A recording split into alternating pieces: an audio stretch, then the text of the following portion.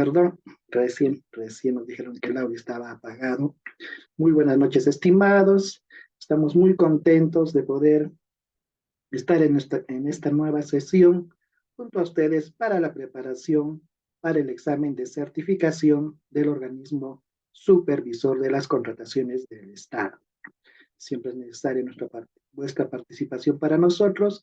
Les damos las muy buenas noches a Alberto, a Edison, a Martín, a Juliana, que nos sigue a través de los grupos, a Marlene, a Jessica también, que se encuentran en la coordinación para preparar los dictados de sesiones que se van dando en cada uno de nuestros programas de especialización.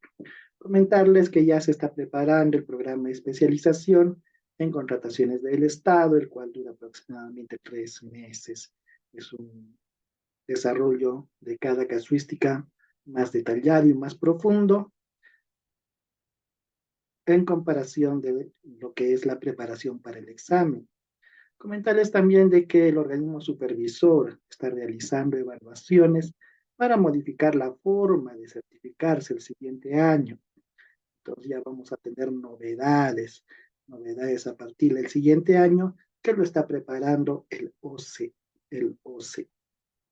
Bueno, recordando un poco nuestra sesión anterior, hemos visto los sistemas de contratación y las modalidades. Muy importante recordar lo que hacemos en nuestras sesiones anteriores, indicándoles de que estamos en la segunda fase de la contratación, en la etapa de procedimientos de selección. Y el día de hoy estaremos junto a nuestro, junto a nuestro ponente, quien es el doctor Jovan Mendoza. El doctor Jovan Mendoza ha sido jefe zonal del organismo supervisor de las contrataciones del Estado, tiene una maestría en gestión pública, es abogado de profesión y tiene especialización en contrataciones del Estado. Mientras el doctor ingresa a la sesión, vamos a ir reenviando porque nos indican de que no está el link todavía en algunos grupos, lo vamos a reenviar. Muy bien, muy bien. Entonces ya lo tenemos. Muy buenas noches también a Percy. Muy buenas noches a René también que nos siguen a través de nuestras transmisiones en vivo. Agradeciendo siempre a este centro de estudios especializados en gestión pública por permitirnos participar en estos eventos de capacitación. Agradeciendo siempre a la Municipalidad Distrital de Cocachacra en Arequipa y la Municipalidad Provincial de Camaná en la blanca ciudad de Arequipa. Y bueno, continuamos recordando las modalidades y sistemas de contratación. Vamos a verificar si ya tenemos algunas diapositivas para poder ir recordando paso a paso lo que hemos desarrollado. Recordemos que es muy importante el requerimiento. También hemos definido el concepto de obra pública, en lo que se refiere a la construcción, reconstrucción, remodelación, mejoramiento, demolición, renovación, ampliación y habilitación de bienes inmuebles, tales como edificaciones, estructuras, excavaciones, perforaciones, carreteras, puentes, entre otros, que requieren dirección técnica, expediente técnico y mano de obra, y materiales y o equipos. Muy importante cuando nos encontremos, por ejemplo, ante una demolición que requiere dirección técnica, requiere expediente técnico aprobado, mano de obra, ya sea calificada o no calificada, materiales y o equipos, entonces nos encontramos frente al concepto de obra pública. Hay que entender bien estos conceptos, que alguna vez en alguna entidad del Estado se realizó trabajos de ampliación de un segundo piso. Y esta entidad lo contrató bajo la modalidad de servicios. Entonces cometió varios errores, infringió la norma de contrataciones y bueno, tanto el organismo supervisor como la Fiscalía, la Contraloría intervinieron en este caso. Por eso tenemos que definir bien el concepto de obra pública. Y qué mejor que estamos preparándonos para el examen de certificación y podamos definir bien estos conceptos, tener claro estos conceptos. Bien. Sí, buenas noches. Muy buenas noches también a Arturo, muy buenas noches a Rocío, que también siempre nos acompañan y están siempre atentos, y nosotros también dispuestos a absolver alguna duda o consulta que tengan que realizar. Entonces, estuvimos indicando que esta entidad, en vez de realizar una una obra, él lo ejecutó por servicios, lo ejecutó por servicios. Entonces allí cometió desde el concepto, porque no tenían claro el concepto de definición de obras, que en ese entonces se encontró, actualmente también se encuentra en los anexos del reglamento de la ley de contrataciones. Muy importante revisar los anexos, muy importante revisar también las disposiciones complementarias a las normas en las cuales se va dando ciertas definiciones. Entonces, hemos definido el concepto de obra pública, concepto de obra pública. Ya indicamos que un proyecto de inversión nace por un diagnóstico de brechas, que es lo que nos falta por alcanzar. Elaboramos expedientes técnicos y posteriormente se ejecutan las obras. También hemos visto de que existen muchas veces la elaboración de malos, pésimos expedientes técnicos. Entonces, y cuando existe algún temblor, cuando existe una precipitación pluvial, se van dando las fallas, ¿no? Vamos notando las fallas en las obras que desarrollan las entidades y lo que ocasiona un mayor perjuicio al Estado.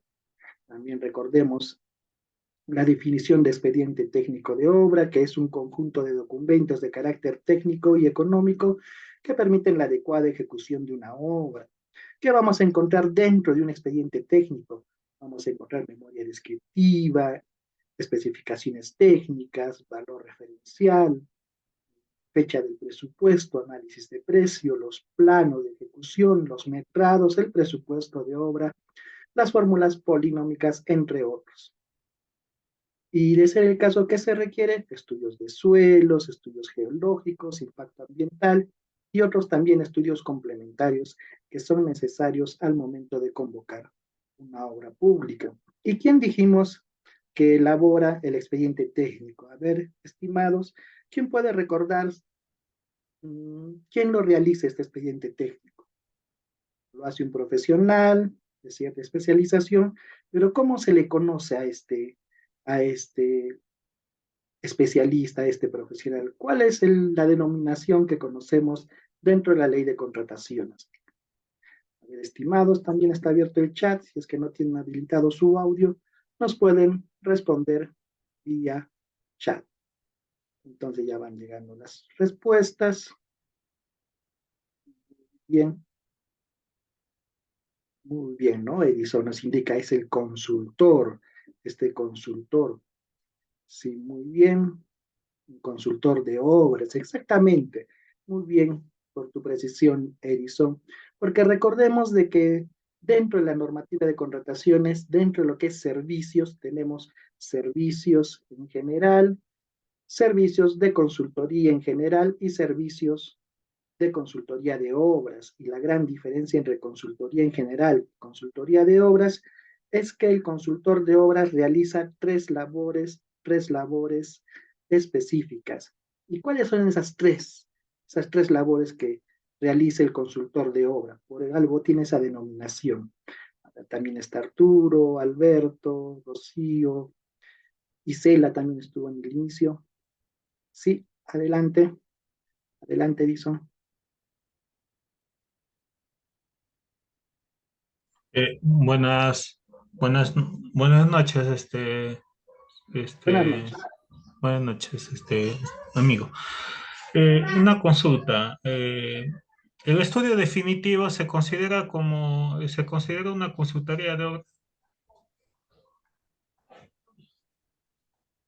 ¿Te refieres al estudio definitivo, al expediente técnico?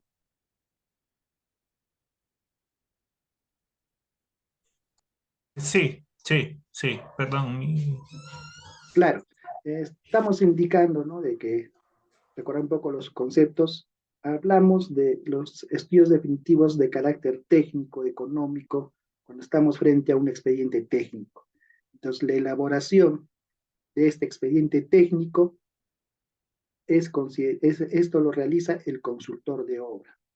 El consultor de obra tiene a su cargo la elaboración de este expediente técnico, la supervisión en la elaboración de este expediente técnico y también la supervisión de la ejecución de la obra. Entonces tenemos tres conceptos claros y claves que nos indican qué es lo que cuando se nos referimos o mencionamos una consultoría de obras. Entonces, como lo pueden ver en la diapositiva, vamos a pedir que lo amplíen. Vamos a pedir para que lo amplíen, para que quede bien claro este concepto, porque es necesario conocer, es necesario que tengamos claro este concepto de definición del consultor de obra. Muy bien, Naida, muy buenas noches. Muy buenas noches a los participantes que se siguen sumando a la sesión. Entonces, un consultor de obra va a elaborar el expediente técnico de obras, la supervisión de la elaboración de un expediente técnico de obras y la supervisión en la ejecución de una obra. Entonces, cuando nos veamos frente a estos tres casos, definimos rápidamente que nos referimos al consultor de obras, en estos tres casos bien diferenciados. Entonces, son servicios profesionales altamente calificados. Ahora, si me encuentro yo frente, por ejemplo, yo como contador, puedo realizar un servicio de auditoría, un servicio de fiscalización posterior a un procedimiento de selección. Entonces me van a contratar como una consultoría en general, ¿no? Servicios altamente especializados. O cuando vamos a contratar a un abogado para que lleve también un consultor de servicios en general. Pero en el caso de obras hemos indicado tres casos debidamente diferenciados. ¿Y por qué? Porque esto se encuentra dentro de la ley de contrataciones, dentro del reglamento y la ley se encuentra esta definición del consultor de obras. Y hemos visto también en nuestras diapositivas que existen especialidades y categorías. Entonces, por ejemplo, el ingeniero civil es el que está habilitado en la mayoría de especialidades, en la mayoría de especialidades. Entonces vamos viendo hasta qué montos también puede realizar el trabajo este consultor de obra. Estamos repasando nuestra sesión. Muy bien, hemos visto también, hemos hablado la vigencia de los expedientes técnicos de obra, que tiene una vigencia máxima de 3 años, y en el caso de la CIOAR, tienen una vigencia máxima de 1 año. Ahora, respecto del valor del expediente, de la definición del valor referencial del expediente técnico, tiene una validez o no puede tener una antigüedad mayor a 9 meses. Son estos tips que les repetimos muchas veces, ya van directo a las preguntas de certificación, que de alguna u otra forma les va a venir estos conceptos claves. Entonces, no puede ser mayor a los 9 meses. ¿Qué más? Al momento de convocar la ejecución de una obra, necesito también, entre otros estudios, necesito también presentar el análisis de los riesgos. Entonces vamos a presentar estos formatos que ya son estándar también, en la cual vamos a indicar ante la ocurrencia, por ejemplo, de una precipitación pluvial, si es alta, si es baja, si es moderada, cómo nos va a afectar. Por ejemplo, en las zonas, en las regiones que tienen precipitaciones muy fuertes, entonces será considerado de alto riesgo. Y así, y así. ¿Hay alguna consulta más, Edison? Tu manito sigue, me parece. Otra consulta. Eh, de acuerdo a la directiva 05, que habla de consorcios, creo si bien me acuerdo, hace referencia que los consorciados deben cumplir, ¿no? con acreditar las especialidades o especialidad. En este caso habla de especialidades, pero hace referencia que a lo menos uno de los consultores o en la sumatoria de ellos deben cumplir con todas las especialidades. ¿Entendería ello que hay obras que tienen más de una especialidad? En el caso de las profesiones y especialidades que vemos en la normativa de contrataciones, nos está hablando para el caso de los consultores de obras. Entonces hemos indicado que existen tres casos especiales donde ellos realizan esta labor. Entonces ya vamos a un poquito ampliar para que lo noten. Por ejemplo, indicamos de que la profesión de ingeniero civil, por ejemplo, ¿no? Está habilitado para varias especialidades que ya lo ha definido el OCEN, ya lo ha definido. Entonces vemos aquí, por ejemplo, consultorías de obras en edificaciones y afines. ¿Qué profesión se encuentra habilitado? El ingeniero civil, el arquitecto y solamente ellos dos. Entonces vamos a ver, por ejemplo, consultorías en obras viales, puertos y afines. Pues hablamos de obras viales, puertos y afines. Se encuentra habilitado el ingeniero civil, el ingeniero agrícola y el ingeniero minero. Si vamos a revisar, por ejemplo, la siguiente, que es consultorías en obras de saneamiento y afines, vamos a verificar que igual se encuentra habilitado el ingeniero civil y el ingeniero sanitario, solamente los dos.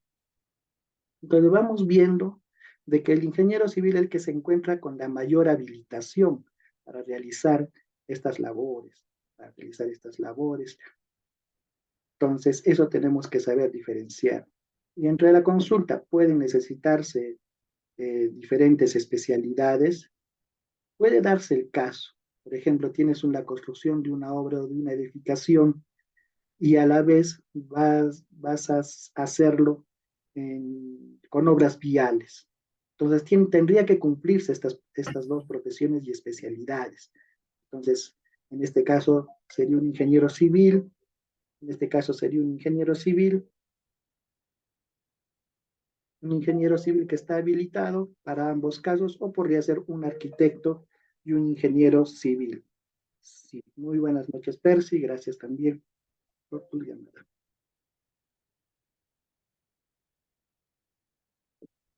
Excelente, lo vamos a enviar, no te preocupes, Percy. Un momentito, por favor, están.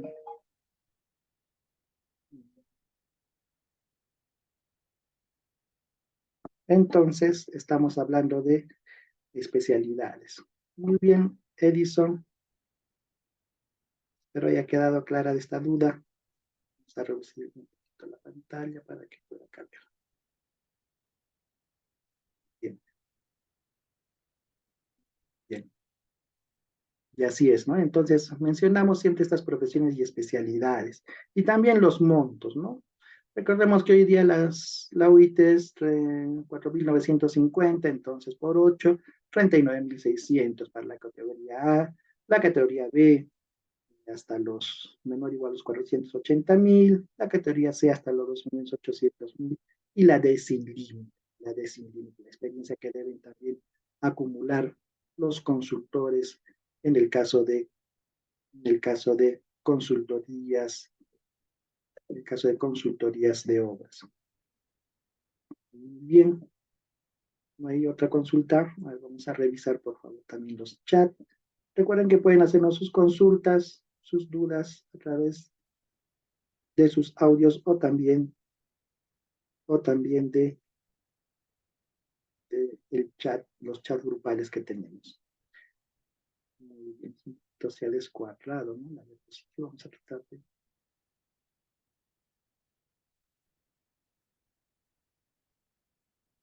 Ya, ahí está más o menos.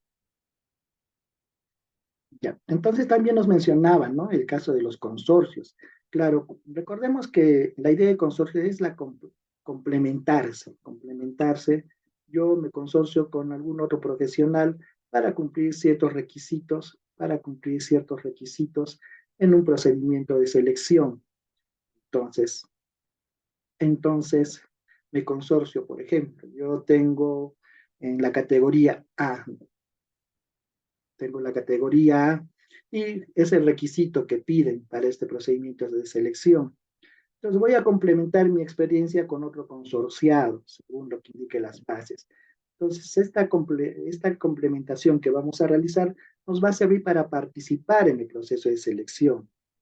Entonces, actualmente la normativa te dice que ambos deben cumplir los mismos requisitos de calificación, los mismos, en este caso, especialidades y profesiones, entre otros aspectos que son importantes cuando deseo participar en consorcios. Y vamos a revisar también la directiva correspondiente y les vamos a enviar la información. No hemos visto el tema directamente de consorcios, pero ante estas preguntas lo vamos a tener que realizar. Bueno, y seguimos revisando nuestra sesión anterior. Entonces ya hablamos de los riesgos en la contratación pública ante la presencia, por ejemplo, indican de precipitaciones pluviales que puedan existir de manera fuerte. Muy buenas noches también a Rosel. Muy buenas noches a Naida también. Muy buenas noches, gracias por seguirnos a través de las redes. Y no se olviden, por favor, que nos encuentran en YouTube. En YouTube nos encuentran como CESCESPU, están todas las sesiones. Las subimos a YouTube. No se olviden regalarnos un like. Siempre agradeciendo a estos estudios especializados en gestión pública por permitirnos participar en estos eventos de capacitación. Muy importante entonces para nosotros, que ustedes sigan participando en nuestros eventos de capacitación.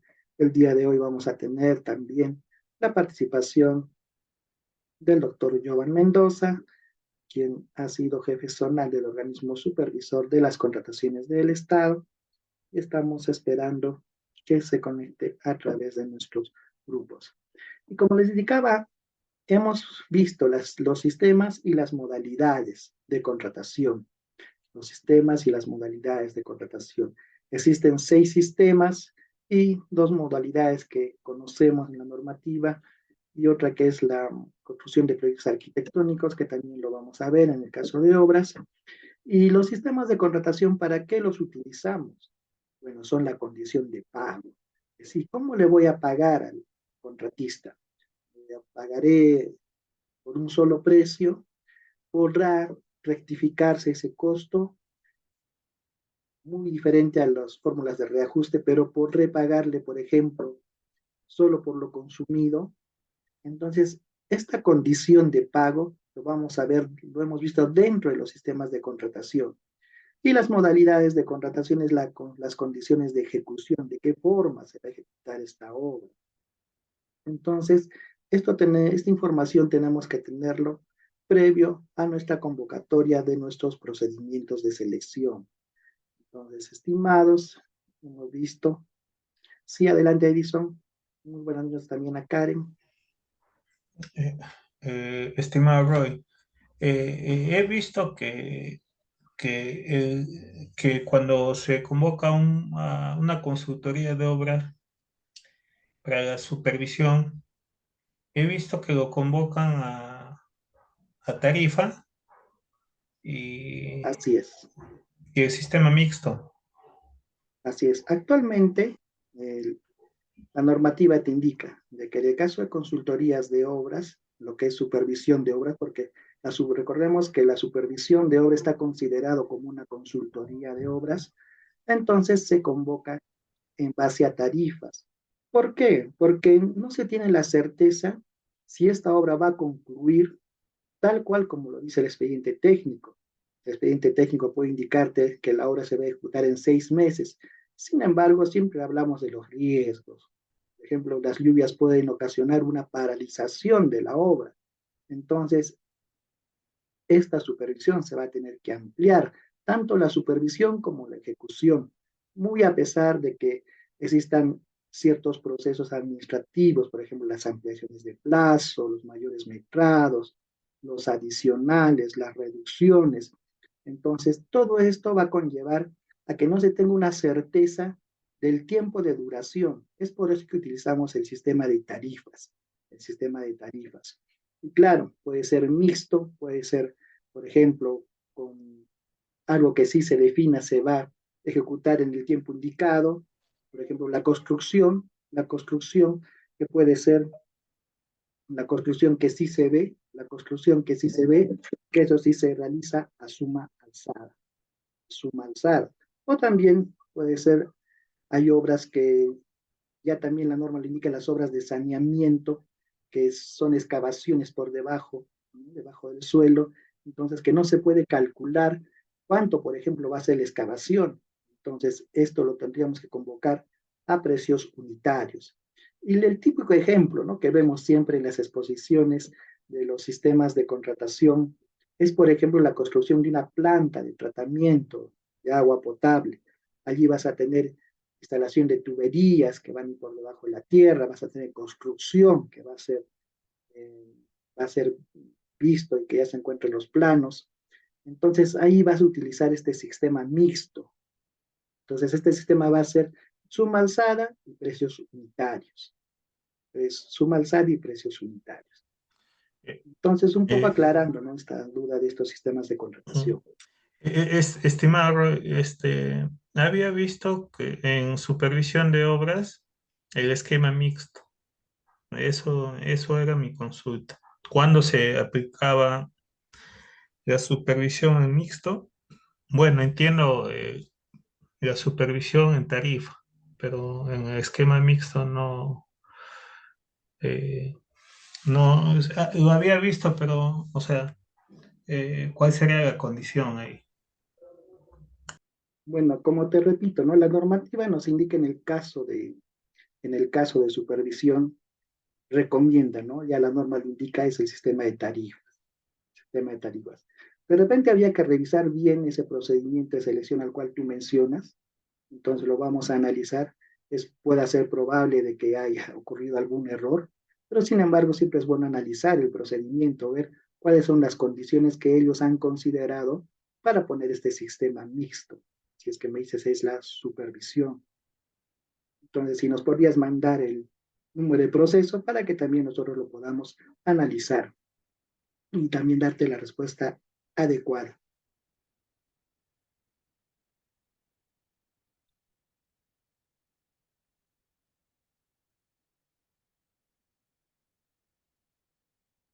Bien, muy bien. Entonces, hemos visto la sesión pasada estos sistemas de contratación, los cuales se utilizan antes de la convocatoria del procedimiento de selección. Ya tiene que estar definido estos sistemas de contratación. Y también las modalidades de ejecución, también las modalidades de ejecución.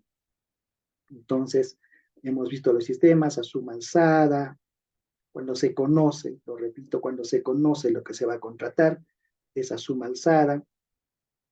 Cuando nos, por ejemplo, a precios unitarios, cuando no conoces, hablamos de los metrados, en este caso, no se sabe la excavación, entonces utilizamos metrados. Muy buenas noches. A ver. Cuando no está bien definido, ¿no? Cuando no está bien definido lo que se va a consumir, por ejemplo, mencionábamos el tema de los courier. A lo largo del año nosotros desconocemos qué cantidad de servicios de courier vamos a realizar en el año. Entonces lo convocamos el sistema de contratación a precios unitarios. Ahora, el esquema mixto, como ya lo mencionamos, puede ser a precios unitarios, puede ser también a suma alzada, y también puede ser el de tarifas. El de tarifas, cuando se pone un costo en el caso de la supervisión, cuando se desconoce, como les indico, se desconoce el tiempo de ejecución, es allí donde utilizamos el sistema de tarifas. En base a porcentajes, ya. Y lo que me decías, Edison, ¿no? Para traer a colación, puede existir un mixto en la supervisión. Recordemos también que en la supervisión de obras tiene una etapa que es la liquidación. En la liquidación te dice la norma exactamente el plazo en el que se debe realizar la liquidación después de concluida la obra. Entonces, de repente por allí están incluyendo ese plazo que es exacto. No lo puedo precisar bien, pero 60 días, 60 días, entonces es por allí que pueden estar utilizando esta modalidad de sistema mixto, utilizando tarifas para la ejecución y la liquidación en base a suma alzada. Allí estaría claro el ejemplo, ¿no? En el caso de supervisión de obras, en el caso de consultoría de obras. Bueno, para traer a colación. En base a porcentajes, ya lo indicamos cuando se paga un porcentaje, ¿no? La entidad, por ejemplo, estos recuperos que realizan las entidades públicas, por impuesto, por ejemplo, el alcabal, indicamos, si recuperas 1 millón, te pago un 5%, entonces en base a un porcentaje. El otro honorario mixto y comisión de éxito, cuando se le paga un honorario, esto vemos más en los servicios de contratación de profesionales en derecho, de consultorías, de estudios de abogados. Entonces vemos que se contrata por un honorario y adicionalmente se le indica si es que se gana el caso, se le paga una comisión de éxito, se le paga una comisión de éxito. Pero si no gana el caso, bueno, solo se le paga el honorario correspondiente, el honorario correspondiente. Muy bien, bueno, estamos repasando lo que hemos realizado en la sesión anterior. Muy bien, Edison, sí, adelante. Una consulta. De acuerdo a tarifa, no, honorario fijo y de éxito, ¿podría establecer de éxito 1 sol o 0 soles?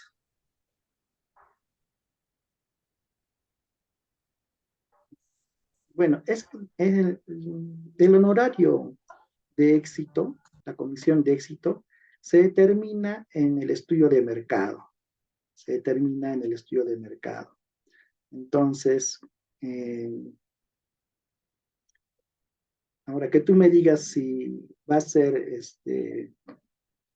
un 0 sol, en todo caso ya no utilizarías este sistema de contratación. Ya no utilizarías este sistema de contratación. Lo podría hacer, por ejemplo, a suma alzada, que me lleven todo el caso, ¿no? Por servicios que me lleven todo el caso y le pago el monto correspondiente, que sería suma alzada. Este sistema está creado justamente que pretende incentivar al profesional o a los profesionales o al equipo o a la empresa a que repercute en forma positiva para la entidad. Por eso utilizamos este sistema de contratación.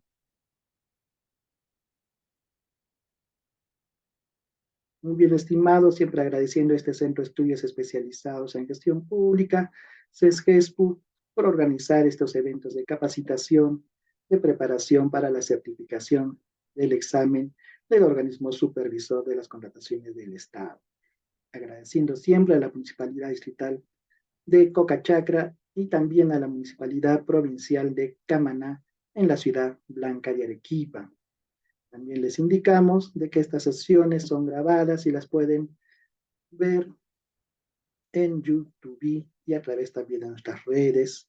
Y no se olviden regalarnos un like para que podamos seguir capacitando, para que podamos seguir capacitando. A ver, vamos a seguir con nuestras diapositivas, lo que vimos la sesión anterior.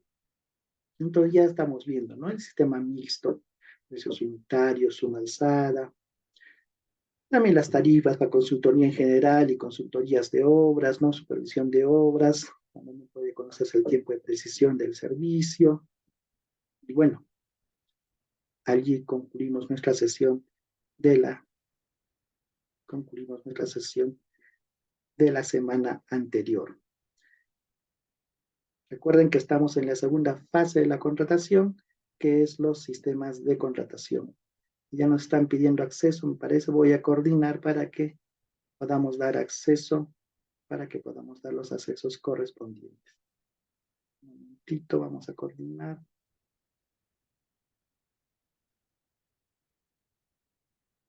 Bien, ¿listo?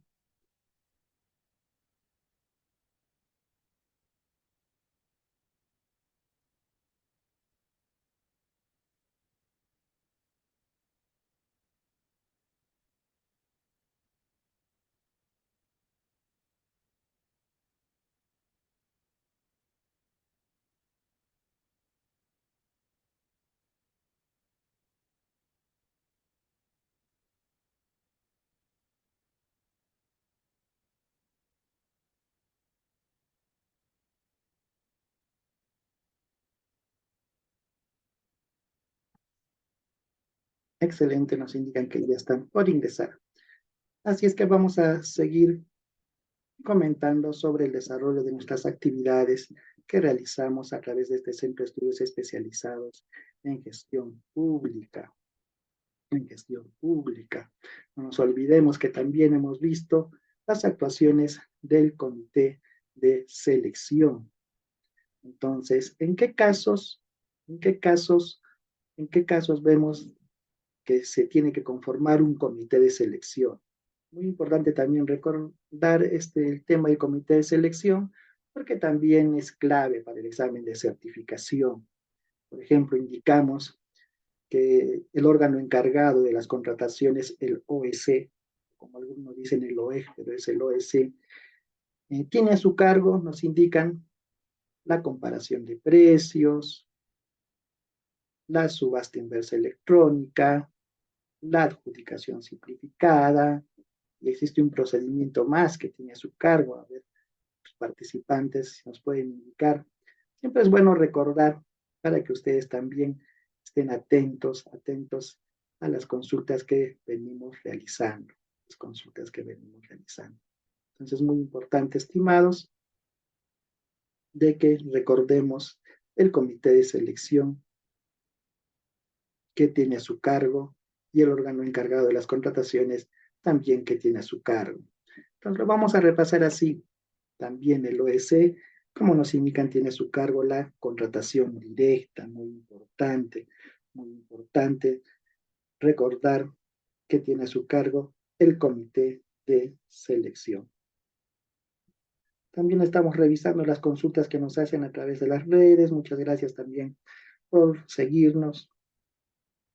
Gracias a Gilbert también nos sigue a través de las redes.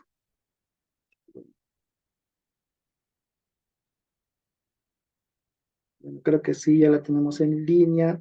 Doctor Jovan, no sé si su audio ya se encuentra activo. Sí, sí, buenas noches, Roy. Buenas noches Buenas con noches, todos. doctor. Sí, muy buenas noches. Entonces, Vamos, ¿quién te nombra? sí, voy a detener un Perdón, poquito. sí, voy a activar mi cámara más bien.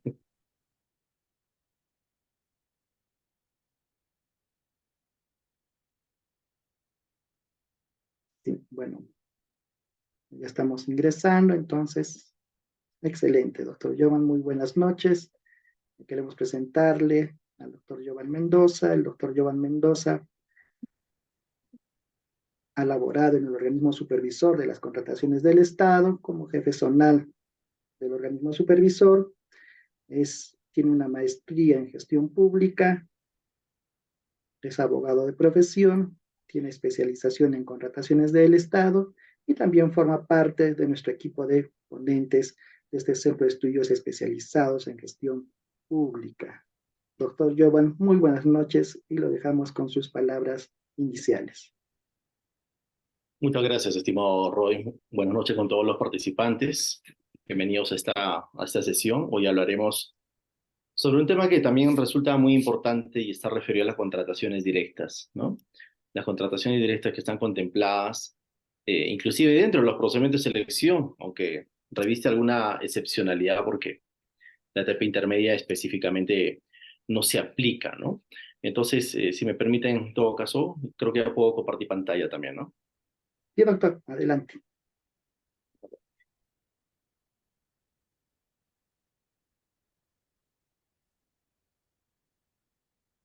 A ver, creo que todavía falta la habilitación, por favor, para poder compartir.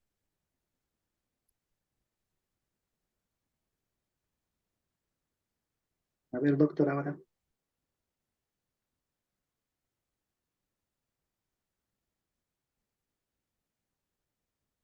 A ver, ahora sí, ok, muchas gracias. Bien.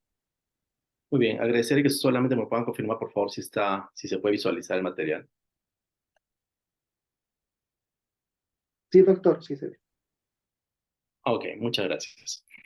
Bien, entonces vamos a hablar sobre este tema importante que está referido a las contrataciones directas, establecido tanto en la ley como en el reglamento, ¿no?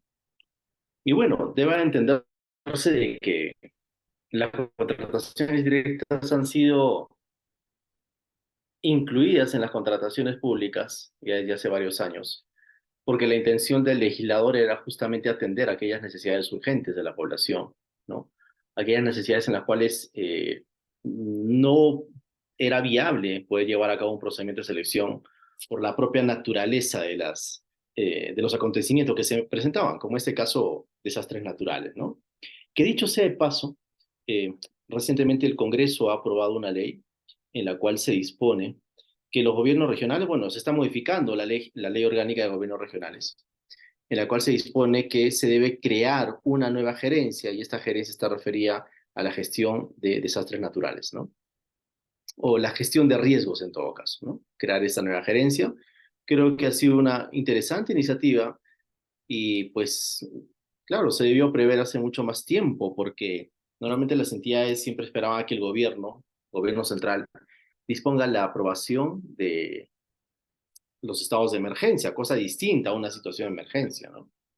Sin embargo, ahora, a través de esta ley que se ha publicado recientemente, pues se modificó esta ley orgánica y se tiene previsto de que los gobiernos regionales implementen o tengan que crear una nueva gerencia sobre gestión de riesgos. ¿Por qué? Porque no en todos los gobiernos regionales existe esta gerencia. Se ha advertido que a nivel nacional no existen todas. Y sobre todo, tener en cuenta que este proyecto de ley se enfocó inclusive para incluir también a las municipalidades, ¿no? Pero luego se consideró de que no todas las municipalidades tenían o contaban con los recursos necesarios para crear una gerencia dedicada a estos temas. Es por eso que se ha considerado básicamente a los gobiernos regionales.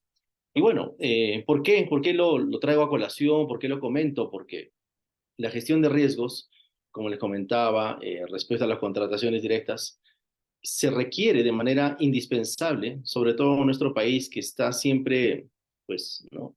De alguna forma se presentan muchos casos de desastres naturales, los cuales no en todos los casos son previsibles, ¿no? Y más aún, según la exposición de motivos, inclusive de esta nueva ley, es que por encontrarnos en el cinturón del fuego, ¿no? A nivel latinoamericano con otros países inclusive, somos propensos a poder advertir que se presente algún movimiento telúrico, ¿no? Entonces, ante esas situaciones era necesario que se tenga que crear esta ley. Y bueno, esa es una de las causales por las cuales el legislador ha considerado importante considerar las contrataciones directas en el ámbito de las contrataciones públicas, ¿no? Bueno, a ver, comenzando con los procedimientos o la aprobación de estas contrataciones directas, nótese que las contrataciones directas, pues, primero, tienen que ser aprobadas por el titular de la entidad, ¿no? Hay casos en los cuales no se requiere que sea aprobado por el titular, sino más bien pueden ser delegables o delegados a otro funcionario. Por ejemplo, en una municipalidad podría ser delegado al gerente municipal, ¿no? En una municipalidad provincial. Me refiero a cuáles, por ejemplo, contratación de servicios de publicidad, como vamos a ver más adelante, ¿no? Pero hay otras en las cuales es indelegable. Situación de emergencia, desabastecimiento inminente, no es posible la delegación. Y entonces ha sucedido un hecho particular porque cuando se presentó la pandemia, ¿no? Cuando llegó la pandemia a, digamos, a ocasionar tantos desastres, ¿no? En nuestro país, pues surgió también la necesidad de que las entidades aprueben de manera directa este tipo de contrataciones como situación de emergencia o desabastecimiento inminente, ¿no? Porque hasta entonces, me refiero al año 2020, ¿no? Las contrataciones directas referidas a situación de emergencia tenían que ser aprobadas solamente por el Consejo Regional, por ejemplo, un gobierno regional, ¿no? Con un acuerdo del Consejo Regional, fue una municipalidad y el Consejo Municipal. Entonces, eso implicaba invertir más tiempo, ¿no?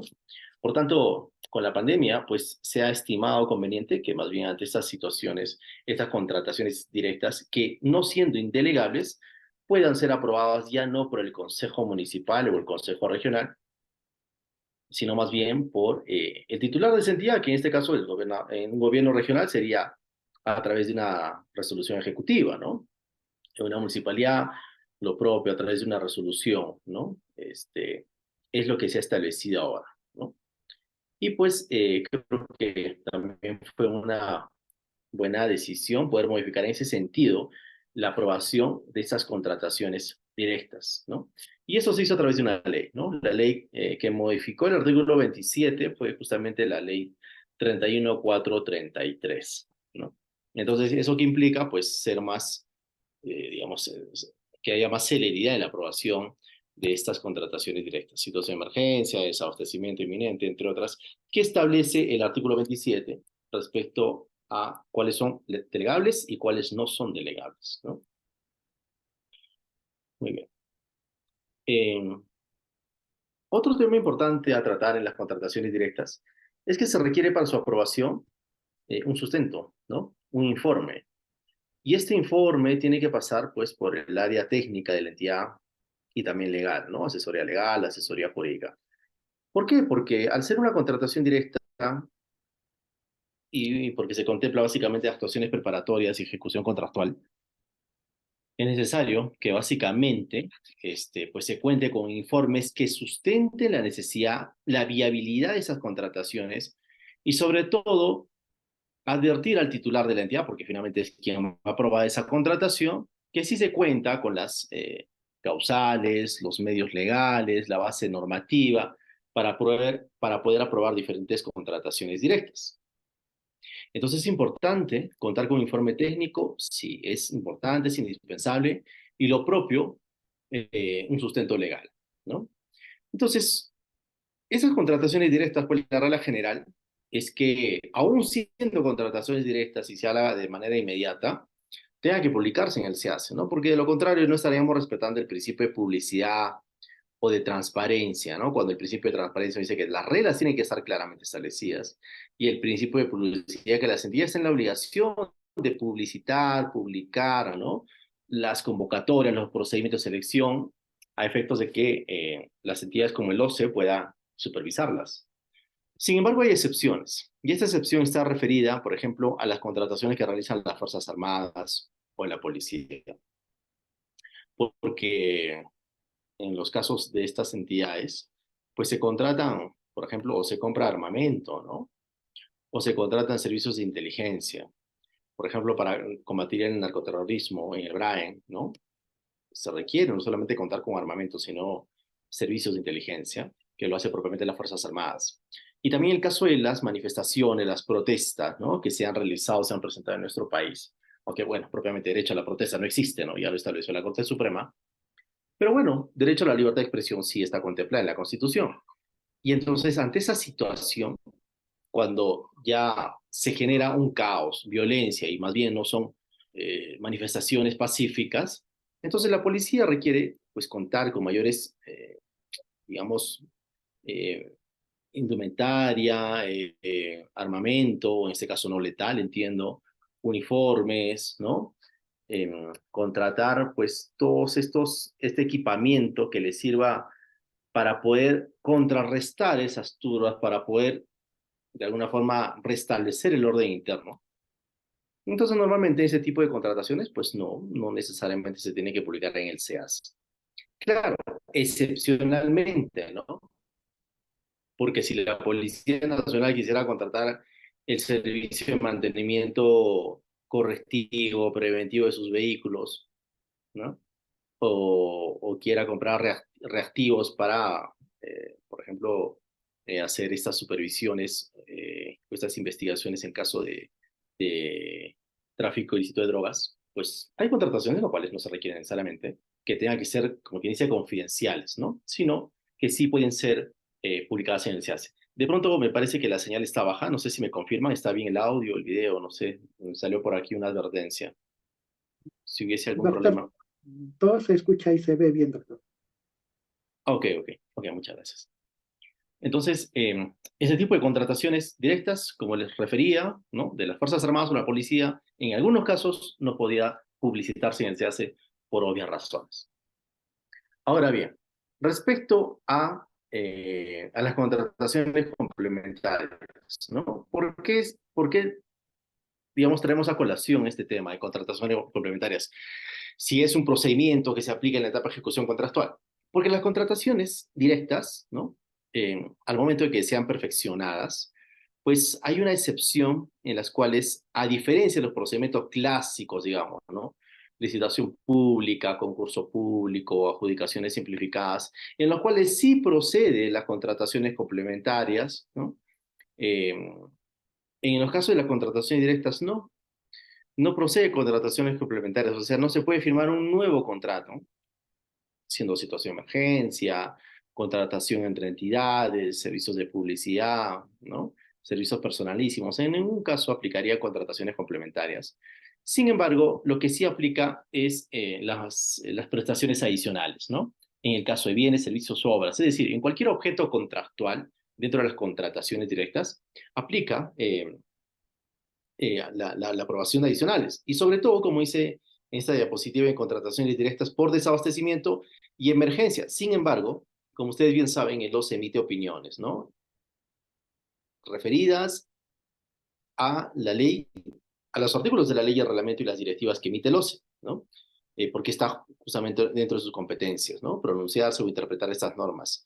Entonces, el OCE, por ejemplo, emitió una opinión referida a que en el caso de arrendamiento de bienes inmuebles es posible hacer o aplicar las prestaciones adicionales, pese a que en el reglamento expresamente menciona que solamente aplicaría el desabastecimiento y emergencia, ¿no? ¿Y por qué? ¿Por qué se ha considerado ello? Porque ha habido casos en los cuales quienes han consultado al OCE han considerado necesario que cuando están arrendando un bien inmueble a las entidades, van a condicionar un espacio, ¿no? Que si bien es cierto forma parte de la infraestructura, las entidades solicitan al contratista poder ampliar esos espacios, ¿no? Entonces, a eso se refiere en casos excepcionales, en todo caso, las prestaciones adicionales que sí aplicarían inclusive en en los contratos para los servicios de arrendamiento de bienes inmuebles, ¿no?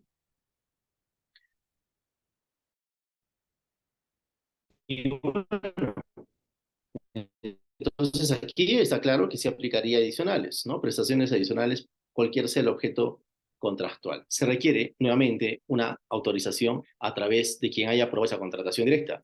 Si se trataba de una situación de emergencia, pues quien aprobó esa situación de emergencia, llámese gobierno regional, tendrá que emitirse una nueva resolución ejecutiva para poder admitir o autorizar esa contratación directa.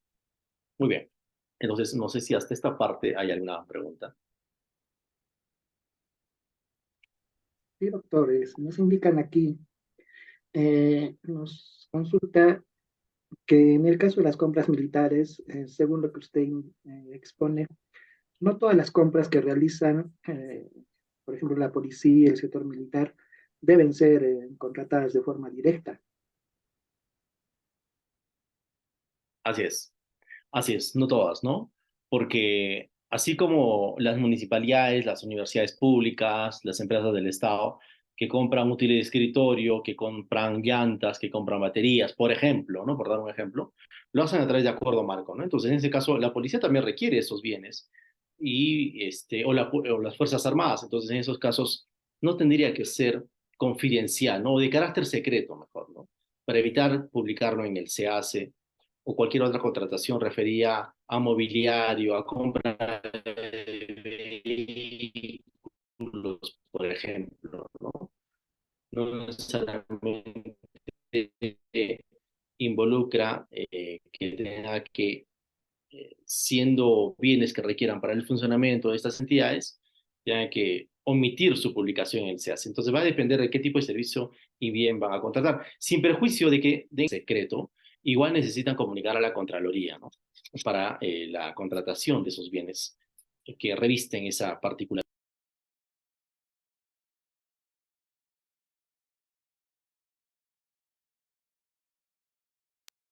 Muy bien. Vamos a pasar a la siguiente.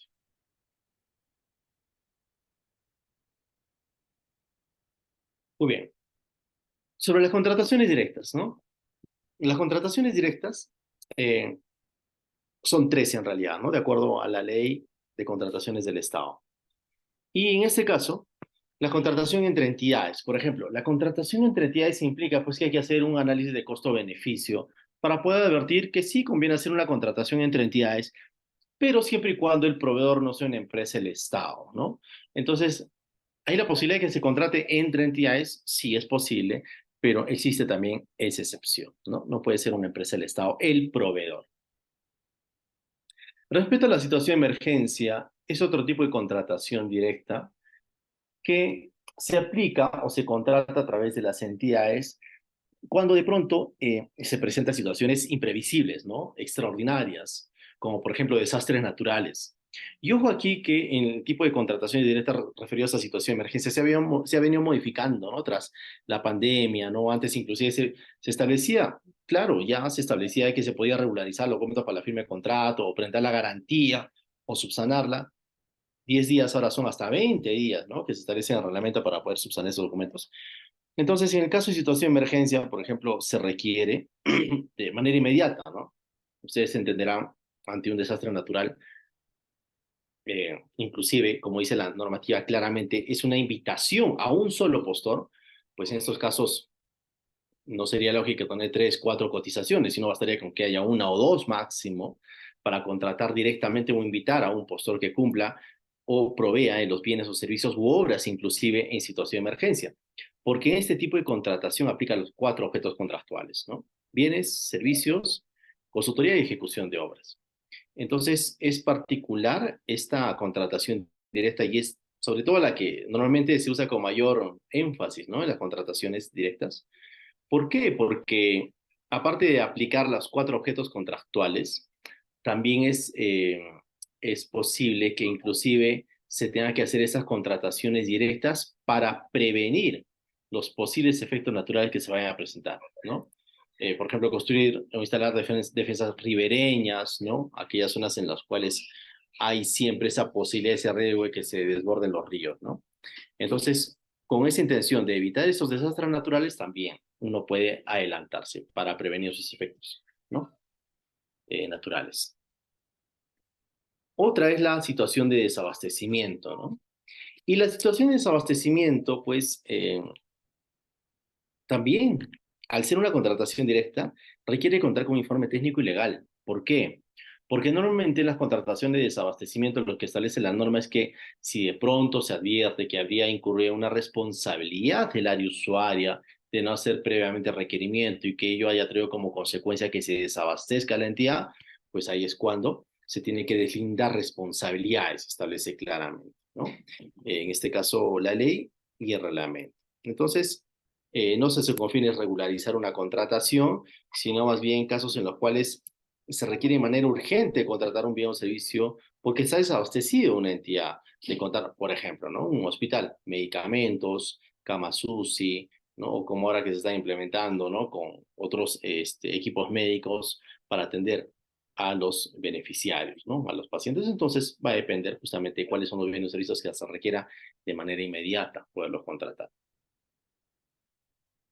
El otro tipo de contratación directa está referido al que ya hemos venido comentando un poco sobre el carácter de secreto o secreto militar o por razones de orden interno, ¿no? Que como comentábamos, la particularidad es que no se publica ni se hace, salvo sean contrataciones referidas a otros bienes o servicios que no necesariamente tienen que ser de carácter secreto, y pues en todos los casos se tiene que informar a la Contraloría, sobre todo cuando no se va a publicar en el SEACE.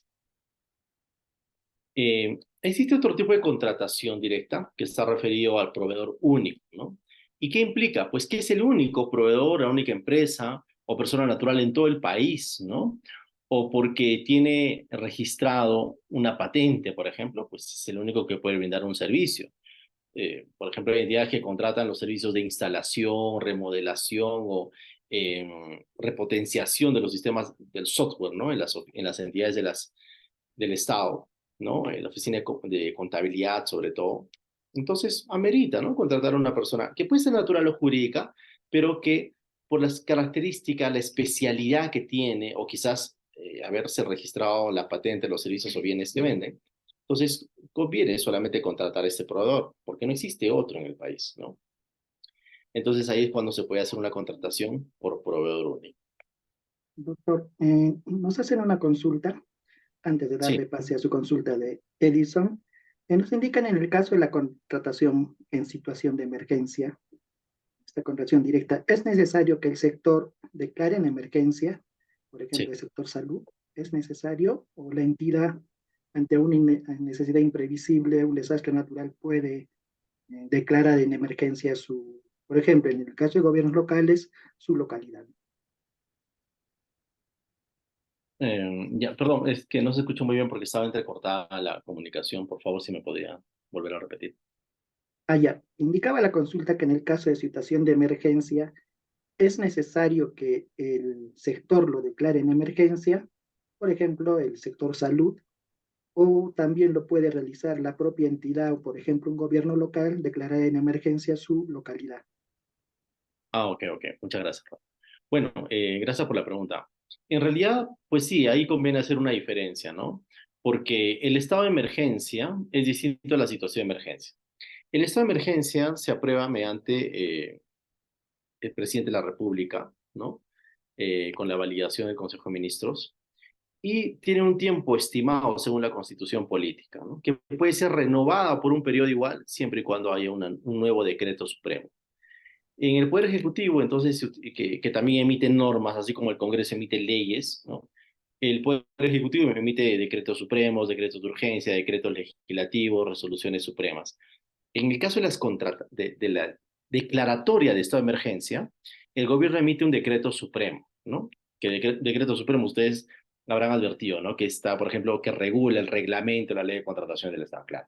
Se utilizan también decretos supremos para reglamentar las leyes, pero en este caso particular sobre estado de emergencia, el gobierno emite decretos supremos para declarar esta emergencia como el caso de lo que sucedió en pandemia y lo que sucedió hace poco en las manifestaciones, ¿no?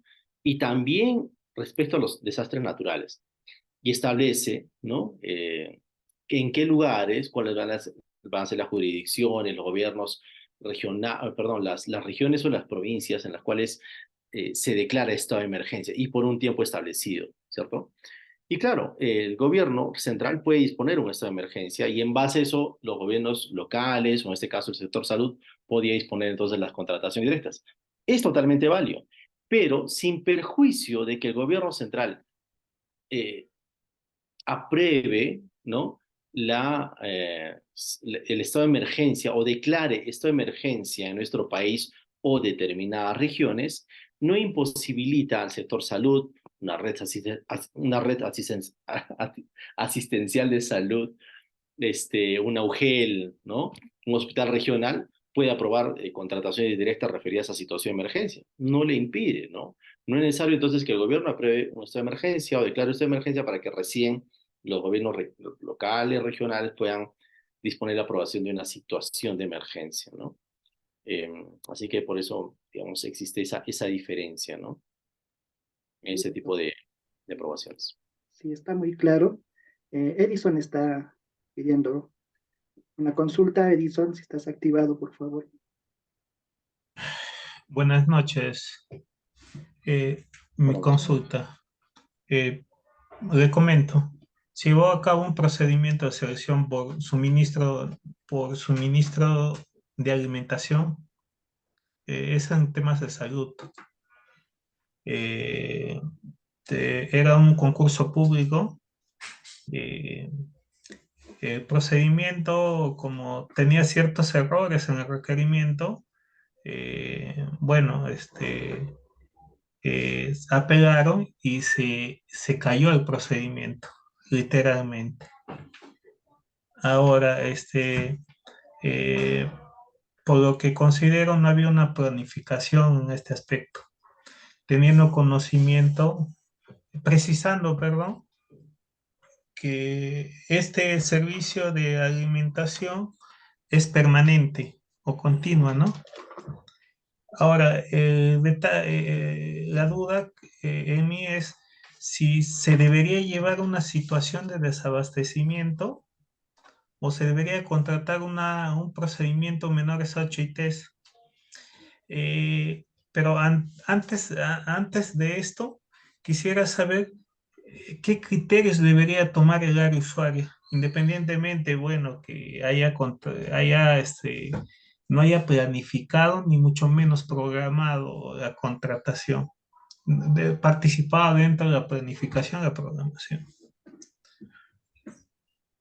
Ok. Ok, muchas gracias Edison por tu pregunta. Bueno, la situación de desabastecimiento, si bien es cierto, es una contratación directa, no se ha establecido que deba contratarse o utilizarse a modo de regularización. O hay situaciones en las cuales, no sé si se relaciona un tanto a tu pregunta, hay casos en los cuales las entidades declaran desierto un procedimiento, ¿no? Y declaran desierto por diferentes causales, porque no hubo ofertas válidas o no se presentó ningún postor.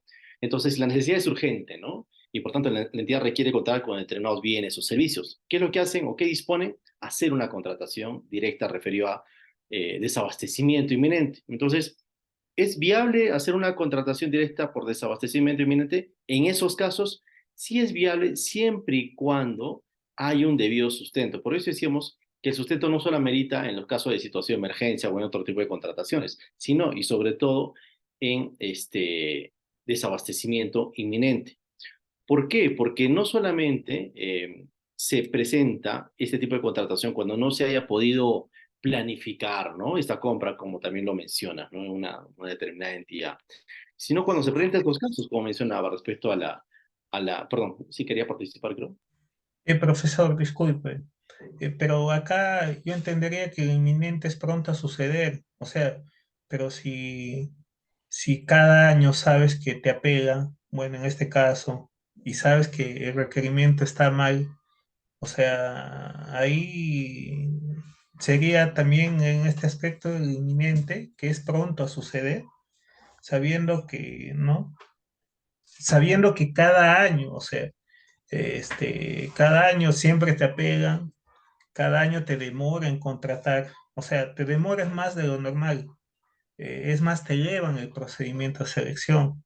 Sabes ya, sabes que va a pasar los 22 días hábiles, sumando a ello los 13 días para apelar y los 20, no, perdón, los 13 días para pronunciarse, ¿no? Y los 24 días para apelar. O sea, ahí va. ¿Y cuál sería la medida del área usuario? El área usuario haría un documento, o sea, para que se informe el estado situacional del procedimiento de selección, para que tome sus medidas. El órgano, el OEC, debería ser un documento donde recomiende qué tipo de procedimiento de selección es más ventajoso en esta situación. Bueno, claro, la situación o el desabastecimiento inminente aplica cuando se presenta pues una situación extraordinaria. Por ejemplo, a ver, hay casos en los cuales el sector salud, ¿no? Que es bastante golpeado y se ven muchos casos, ¿no? Hay casos en los cuales en el sector salud se ve en la situación, ¿no? Imprevisible en la cual requiere comprar mayor cantidad de equipos médicos, por ejemplo, incubadoras, ¿no? Se hizo la planificación, se adquirió 50 incubadoras para un hospital, pero en el transcurso del año se incrementa la cantidad de nacimientos, ¿no? Entonces, ¿qué es lo que procedieron en ese caso? Pues ante una situación imprevisible o extraordinaria, el hospital tuvo que adquirir un nuevo lote de incubadoras, ¿no? Porque, claro, se hizo la planificación, sí, pero hay situaciones en las cuales no se puede prever, como este caso del tema de la salud, ¿no? Y por tanto, cuando menciona respecto a cuál sería la mejor decisión, cuál debería ser la decisión del comité de selección o el área usuaria o la entidad como tal, pues ciertamente ahí el reglamento también menciona en qué casos no procedería una situación emergente, perdón, una situación de desabastecimiento inminente o desabastecimiento inminente, en qué casos sí procedería, ¿no? Por ejemplo, para realizar contrataciones, como dicen la norma, ¿no? Por periodos consecutivos, por ejemplo, no se puede hacer contrataciones por desabastecimiento inminente. Para regularizar una contratación tampoco, o sea, hay situaciones en las cuales, bien menciona el reglamento, no aplica una situación o un desabastecimiento inminente. Por tanto, en ese ejemplo que les alcanzo, el tema de salud, ese es un caso ni tan aislado, pero que se ha presentado. Y hay situaciones en las cuales pues están desabastecidos los hospitales, y no porque necesariamente no hayan podido planificar, sino porque de pronto la cantidad de pacientes, o como en los casos de la pandemia, pues son situaciones imprevisibles que no nos permite advertir cuál va a ser la cantidad o lote que se tenga que comprar sobre medicamentos, indumentaria, equipos médicos y en general, ¿no? Entonces, sí, yo creo que es importante considerar que si bien es cierto, nos permite abastecer a la entidad ante esta situación que pondría en peligro el funcionamiento de cualquier entidad del Estado, es importante siempre, ¿no? Contar con un informe legal, un informe técnico, para justamente, ¿no? Como la consulta que hace vuestro compañero Edison, podamos tener mayores alcances, mayor motivación para poder sustentar y decirle al titular, es importante, es indispensable, persiste la necesidad de hacer una contratación directa referida al desabastecimiento inminente, ¿no?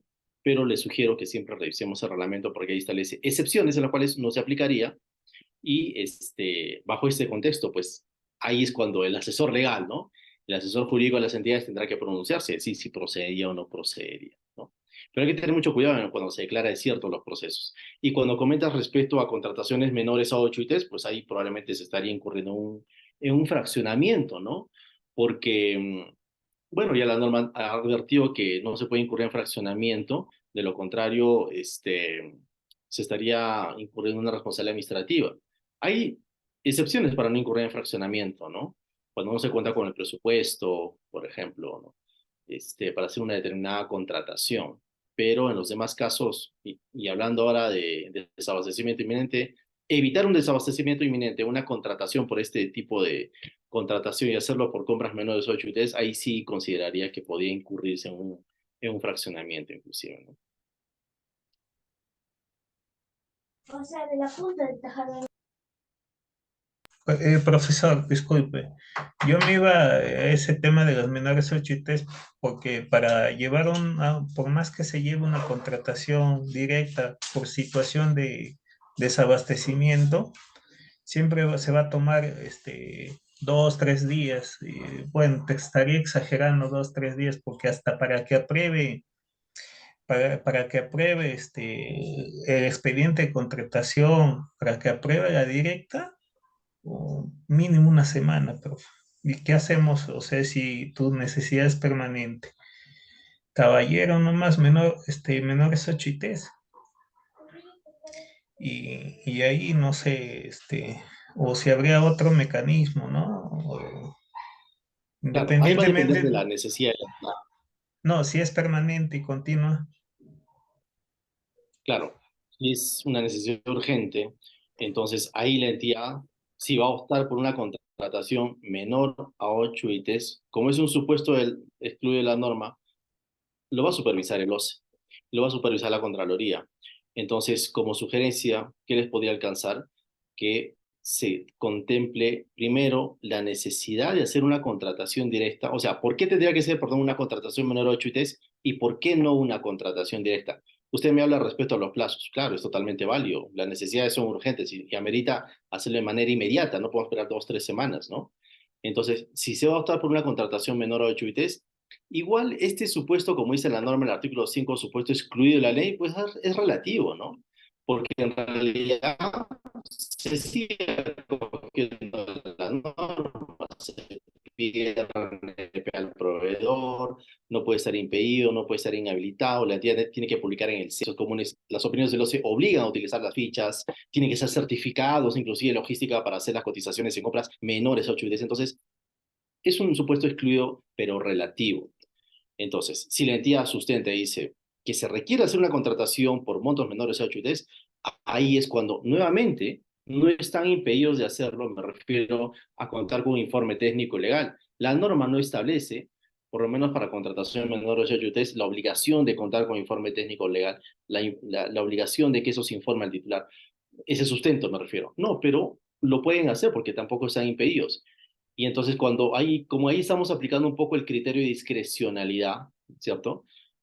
Porque estamos en esa disyuntiva, ¿no? De pronto, si nos observan, nos supervisan, pero es una contratación inmediata. Entonces, siempre que se adopte un criterio de discrecionalidad o se tome en cuenta que tenga que ser una contratación por montos menores de 8 UTs, tiene que haber un sustento, porque discrecionalidad no puede ser lo mismo que arbitrariedad. Entonces hay que siempre, ¿no? Un poco adecuarnos a los principios, a las normas, si no está en la ley y el reglamento, a la ley, a las normas del derecho público. Me refiero ley de procedimiento administrativo general, a las normas del derecho privado, Código Civil y sobre todo a la Constitución política, porque toda norma tiene que ser interpretada de acuerdo a la Constitución, ¿no? Entonces es importante siempre contar con sustento para no incurrir, ¿no? en responsabilidades sobre todo. Doctor, podemos continuar con la sesión. Muy bien, vamos a continuar. Bien, nos quedamos en proveedor único. La siguiente que queda o que toca es servicios personalísimos, que está referido a aquellas personas que por las propias habilidades que tienen y personas naturales. Es la diferencia con proveedor único. Proveedor único, persona natural o jurídica, pero servicios personalísimos, solamente personas naturales. La otra está referida a servicios de publicidad para el Estado, ¿no? Nos referimos a diferentes medios de comunicación, radial, escrito, televisivo. Las entidades pueden contratar a través de este tipo de contratación directa, sí es totalmente válido, y por eso es una contratación directa, porque constantemente las entidades utilizan estos medios de comunicación para llegar a la población e informar respecto a sus funciones que realizan, ¿no? También tenemos los servicios de consultoría distintos a las consultorías de obras, que son continuación y actualización de un trabajo previo ejecutado por un consultor individual. ¿A qué está referido? Y ustedes ya lo han visto seguramente. La selección de consultores individuales, ¿no? Que es un tipo de contratación que se realiza para contratar a una persona natural que no requiere un equipo técnico y además tiene topes, ¿no? De acuerdo al recuadro que siempre publica anualmente el OCE. Entonces, considerando esas reglas, brindado el servicio del consultor a través de este tipo de procedimientos, selección de consultores individuales, entonces, si se quiere contratar nuevamente ese servicio, no se hace pues a través de digamos, una contratación complementaria, ni mucho menos, ¿no? Y tampoco procede inclusive de subcontrataciones. En ese caso, lo que amerita es una contratación directa para darle continuidad a ese servicio que se ha prestado. La siguiente es la contratación de bienes o servicios con fines de investigación, experimentación y desarrollo de carácter científico-tecnológico. Y aquí responde a la ley universitaria, ¿no? La ley universitaria también tiene sus propios principios y ahí considera necesario que las universidades públicas que utilizar este tipo de contratación directa para poder impulsar, ¿no? Estos servicios de investigación, porque es finalmente uno de los objetivos más importantes de la academia, ¿no? Lo otro está referido a la adquisición y arrendamiento de bienes inmuebles, que habíamos comentado un tanto al inicio, ¿no? Es posible hacerlo. Contratación de servicios de capacitación e interés institucional, también es viable. Hacer contrataciones con instituciones que estén autorizadas sobre todo por el CINEACE, ¿no? Y recuerden que todos estos tipos de contrataciones, inclusive esta de capacitaciones, servicio de capacitación, contrataciones de servicio de capacitación, siempre se hacen a partir de montos mayores a 8 ITs. Y todo el tipo de contrataciones de los cuales estamos hablando ahora, ¿no? Todas estas contrataciones directas, recuerden que es por montos mayores a 8 ITs y no tienen un límite. Lo otro está referido a contrataciones derivadas de un contrato resuelto o declarado nulo, ¿no? ¿Cuándo se esto? Cuando una entidad resuelve un contrato, por ejemplo, ¿no? Resuelve un contrato porque el contratista ha incurrido en penalidades y se acumuló el 10%. Entonces la entidad puede optar por hacer una contratación directa siempre y cuando haya invitado previamente a los postores que quedaron en orden de prelación. Y en el caso de nulidades de contrato, aplica también este tipo de contratación directa, pero solamente en dos causales.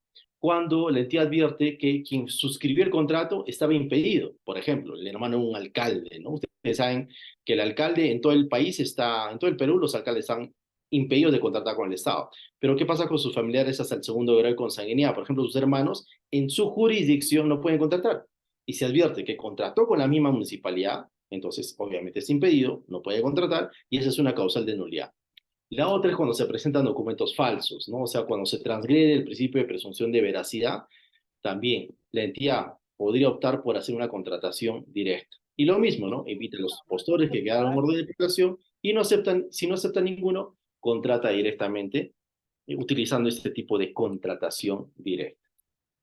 Y por último están los servicios especializados de asesoría legal, contable, económica o afín, que anteriormente estaba solamente reservado para brindar un servicio de asesoría legal a los funcionarios o exfuncionarios, servidores públicos, funcionarios o inclusive exintegrantes de las Fuerzas Armadas, ¿no? Pero ahora se establece claramente en el reglamento que ese tipo de contratación de asesoría legal también puede contratar la entidad para recibir asesoría externa, me refiero de un estudio jurídico, en temas judiciales y en temas arbitrales, ¿no? Judiciales me refiero laboral, civil, penal, por ejemplo, constitucional, y en el tema de arbitraje, ¿no? Que como ustedes bien saben, forma parte de los mecanismos de solución de controversias y las entidades pueden contratar estudios para brindar o para recibir ese tipo de asesoría especializada. Entonces, referido a este último tipo de contratación, y con esto terminamos, la contratación directa referido a la asesoría para la defensa de funcionarios o exfuncionarios, les recomiendo revisar esta opinión 57 del año 2018 emitida por el OCE y la ley 30057 de Servir y la directiva que también esta misma entidad ha emitido para tener mayor información respecto a cuándo procedería a hacer estas contrataciones directas y cuáles serían las ventajas y desventajas de poder contratar.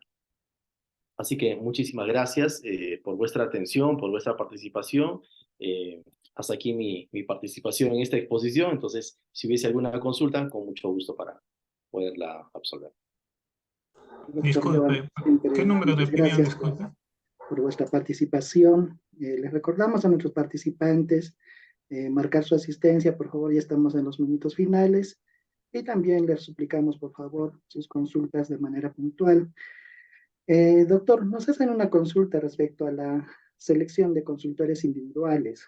Nos indican que lo que entienden es de que terminando este contrato de un consultor individual, es posible contratarlo directamente por un periodo adicional, ¿es lo que indica?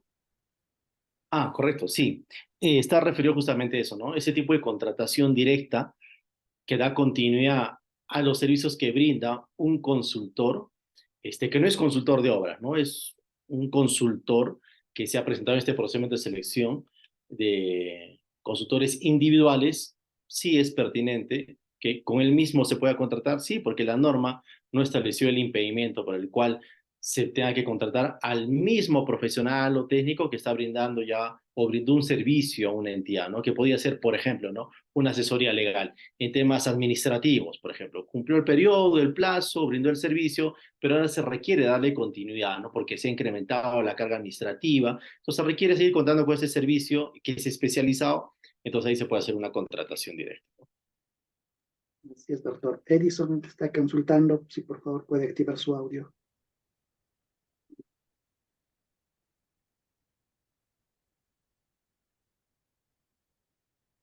Al parecer no conecta. Bueno, doctor, siempre estamos agradecidos por su participación en los programas y eventos que venimos organizando. Siempre agradecerle a usted por estar atento a las consultas que realizan nuestros participantes y también vamos a continuar, ¿no? Ya en el término de esta capacitación, que es sobre todo para la certificación OCE en el tema de ejecución contractual. Siempre agradeciéndole, doctor, y le dejo para sus palabras finales.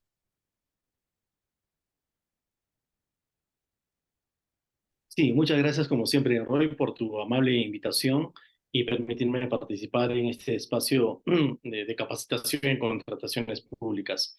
Éxitos a todos y muchas gracias por su participación en este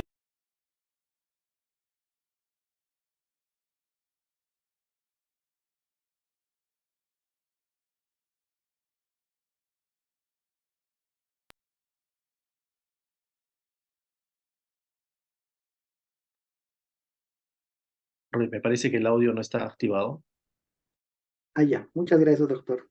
Sí, bueno, siempre recordándoles a nuestros participantes de que marquen la asistencia final y agradecerles por su participación el día de hoy, gracias a la Municipalidad Distrital de Cocachacra y también a nuestros participantes de la Municipalidad Provincial de Camanena, Arequipa.